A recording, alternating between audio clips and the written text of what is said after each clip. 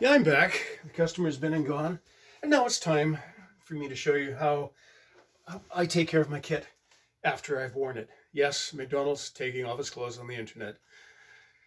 Yeah. Anyhow, the end of the evening, possibly carrying a certain cargo of drink.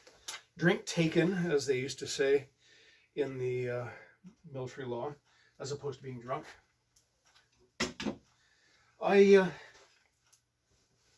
it's important, you've paid a lot of money for this stuff. It's very important that you just don't cast it on the floor and think you're going to deal with it later. So I put the coat away, hang it up. And I don't put it away. I hang it out in the open because it's going to be a bit damp from sweat, atmospheric moisture, whatever. So it's going to air out overnight. Same thing, off comes the tape. I tell you, that customer was a pleasure to work with. Knew exactly what he wanted. Although I have equally much pleasure dealing with people who don't know what they want. Anyhow, same with the wasket. Hang it on a different hanger. Now, I've done this all my life, and I've just decided to stop doing it because somebody told me it was a bad idea. Rather than yank the tie apart, because it's a slip knot, if you do that, if it's a tie you value, you're going to damage it. So what we do is we untie the thing rather than just pull it apart like this. Yes, it's another one of those do as I say, not as I do moments. But yeah, we don't want to pull it apart. We untie it. Hang that up as well.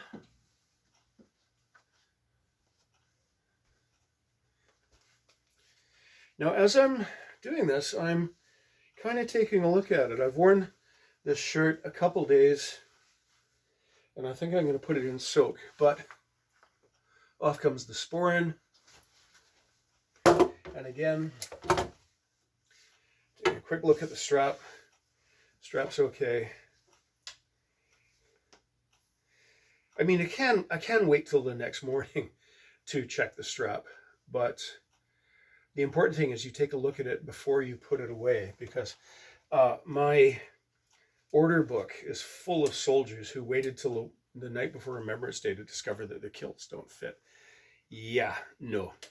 Strap inside the sporin lying flat for reasons that I've mentioned. I will actually put that away because it doesn't need to air out. Off comes the kilt. I should get a cheesy music soundtrack for this. No, I shouldn't. Okay, kilt. Now, I'm quickly looking at it. I don't see stains, because there shouldn't be, because all I've been doing is talking to a customer for an hour. But I don't see anything that I immediately have to look at. If I had a spill on it, I would want to deal with it once. I don't want to let it dry out. I certainly don't want to let it sit any length of time, because chemical reactions occur, right? Particularly with heat. So I looked at the outside, it looks fine. I looked at the inside. I don't see anything particularly tragical. So in this case, two of my workbenches are being used, so I'm going to lay it on that chest that I usually sit on. And it's going to sit out overnight, and I'm going to take a look at it in the morning to see. Once again, I'm going to take a look at it before I roll it up and put it away, which of course has already been the subject of at least one video. Now, I have ring around the collar. Thanks, marketers, for making that a thing. I'm not doing laundry tonight, but the next time I do laundry, I'm going to give that a spray with, I can't remember the name of the proprietal hand pump stuff you use to keep it. Because if that dirt gets too ingrained in there, it's not going away, and you don't have a white shirt anymore. You've got a sort of an oatmeal colored one. Step away for a second because I want to see where, oh, there it is. Shoe trees. I am not going to use my foot as a boot jack to pull off my shoes. Bad idea. Maybe I am, I don't know. At least I did the laces. Wooden shoe tree, again. I much prefer the wood over the plastic. I don't like the idea of the plastic, because the wood, at least it's unfinished. It can maybe wick away a bit of any moisture that might be in the leather, I believe, which plastic certainly won't do. So there we are. So I am gonna leave these shoes out overnight again, because I've been wearing them. I'm not gonna confess on the internet to having sweaty feet. Too late.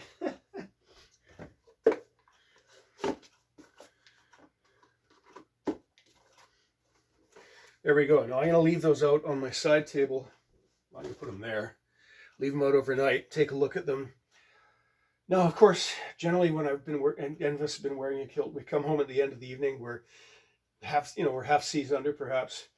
But in the morning, I'll give them a clean before I put them away in the little cloth bags that Loke provided when I bought these shoes.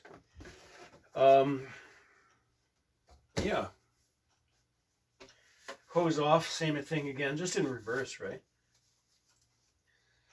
Put those away. I'm going to leave them out, but now these hose can be washed. I wouldn't put them through the washing machine at all. I think they should be hand washed. But I don't wash them every time. I mean, if they're physically, if they're visually, or if they're dirty to the feel, you know, because socks get kind of crunchy where they can. So I've been told, never happened to me. Nope. I'll gently hand wash them in the same way that I wash a bonnet. Tepid water, soap, rinse cycle sort of thing. So I'm going to leave those out overnight. Oh yeah. Funny story. The first time I ever put a kilt on was when I joined the Army in 75, fall 75. And I was standing in front of this very mirror, which used to be in quartermaster stores. When we moved out of the armories, they, for the museum, or for the earthquake upgrade, they were going to bin it. I went, nope, got it. In fact, they did bin it. I pulled it out of the bin. So I'm standing in quartermaster stores, looking at myself wearing a kilt. And I had this kind of look on my face, right? I almost did it up the wrong way. You know, I'm kind of, let's put this on so you can actually see my facial expression. I was kind of looking and I'm trying to make a face like me as a 16-year-old, but that's not happening, is it? So yeah, I'm putting the kilt on and I'm standing and looking at myself, and the quartermaster sergeant, or the QM, Scotty, Corporal Scott, Master Corporal Scott, RCR. This is a long time ago, right? So this is almost 50 years ago. He quite rightly interpreted my glance, because I'm looking in the mirror and going, I mean, this was my life's ambition, man. I grew up surrounded by old soldiers, you know, my granddad, my dad, my uncle, all of them. Everyone was a veteran. So I'm kind of, and he read my expression correctly, and he said 2 words, lad: dysentery and fornication. And I didn't know what those 2 words meant, but I was like, okay, I'm in. Yeah, so there we are.